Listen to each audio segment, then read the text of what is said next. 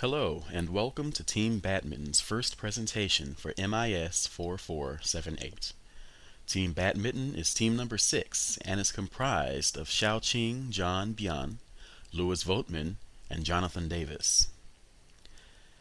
Today we'll be discussing Everett Rogers' Innovation Adoption Curve. This innovation adoption curve, also called multi-step flow theory or diffusion of innovations theory, is a model that classifies adopters of innovations into various categories. It's based on the idea that certain individuals are inevitably more open to adaptation than others. Diffusion is the spread of new ideas and practices within and between communities, and understanding how this works is of great interest among scientists in many different fields. It's important to recognize that diffusion takes a long time and that there are several factors, such as individual, cultural, and technological factors, that influence the length of that time. One of the most prominent studies in the field of diffusion was conducted by Bryce Ryan and Neil Gross several decades ago, back in the 1940s, and studied the diffusion of hybrid seed corn among Iowa farmers. Among the most important things we learned from this study was discovering which variables are important when studying diffusion. This groundbreaking model was created by the communication scholar, sociologist, and writer Everett Rogers.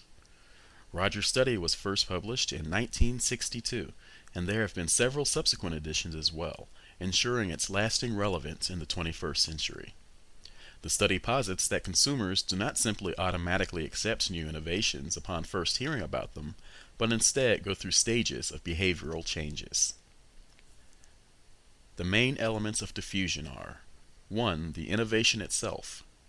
Rogers defines the term as an idea, practice, or object that is perceived as new by an individual or other unit of adoption. 2.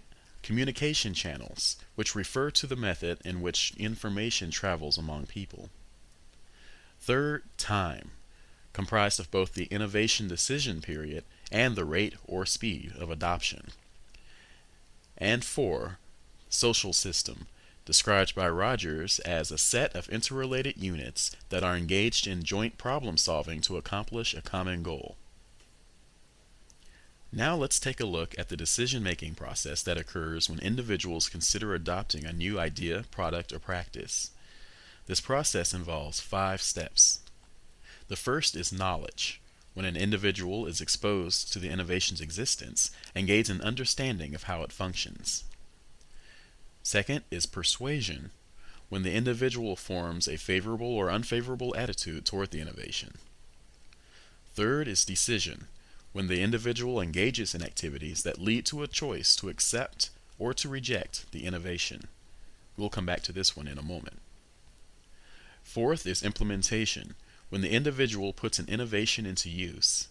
And fifth, confirmation, when the individual seeks reinforcement for an innovation decision already made, but may reverse the decision if exposed to conflicting messages about it.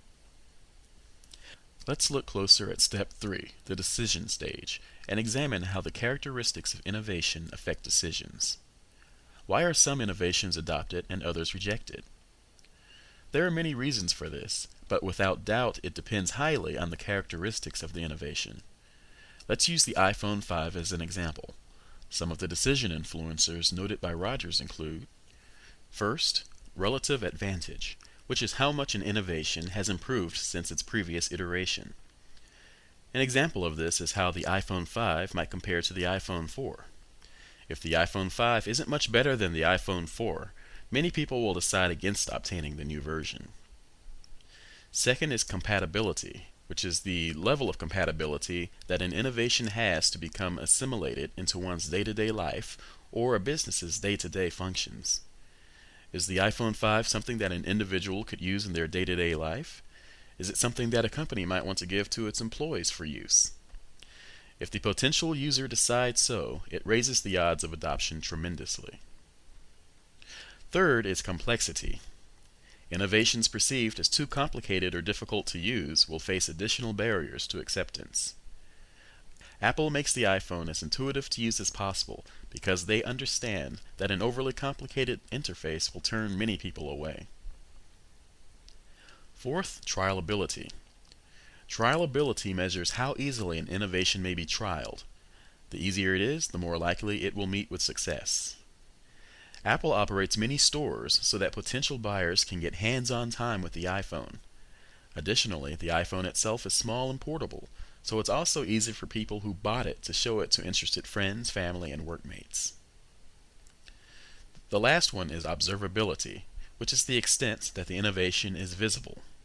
The more exposure an innovation has, the better. The iPhone 5 has immense exposure, being reported on for months leading up to its release. Competing products with less exposure will have a harder time breaking into the market successfully. Innovation adoption curve categories. Having introduced these concepts, let's now look at the several categories of the innovation adoption curve. First, innovators. Innovators make up a mere 2.5% of consumers, and these are the bleeding edge people and companies in the forefront of their community that immediately take on the risk of adopting new innovations, in part to give themselves a first mover competitive advantage over others that might be slower to adopt new innovations.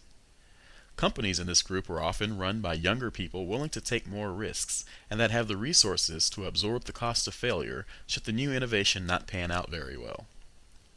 However, by leading the field and being first, they can also procure long-lasting financial rewards.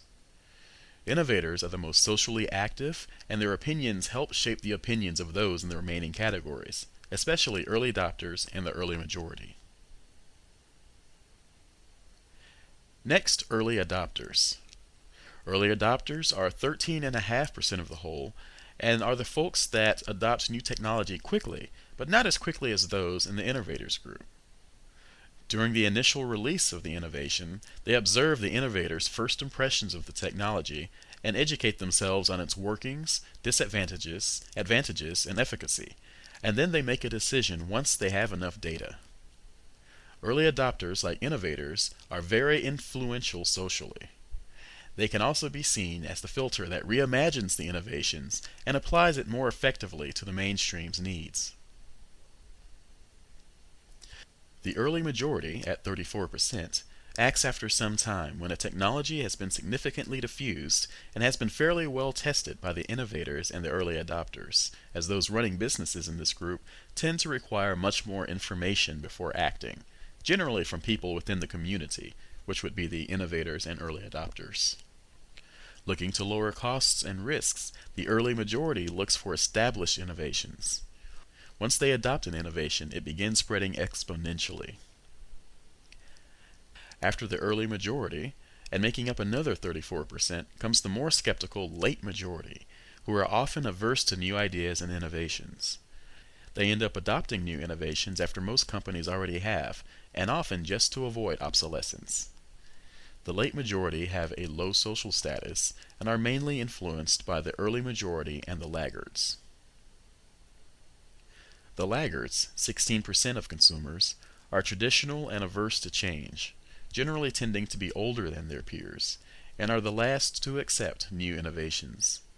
They like things the way they are and resist change, sometimes vehemently, and by the time they adopt new innovations, they are often in a position where they must do so for financial reasons or for the sake of continued survival. The adoption curve for innovation helps make it clear that it is not effective to attempt to quickly convince the mass of a new and controversial idea, but that instead it's better to start first with convincing the innovators and the early adopters, who are much more eager than average to consider new ideas. Additionally, we can see that the categories and their percentages can be used as a first draft to estimate target groups for communication purposes. Thank you for your attention.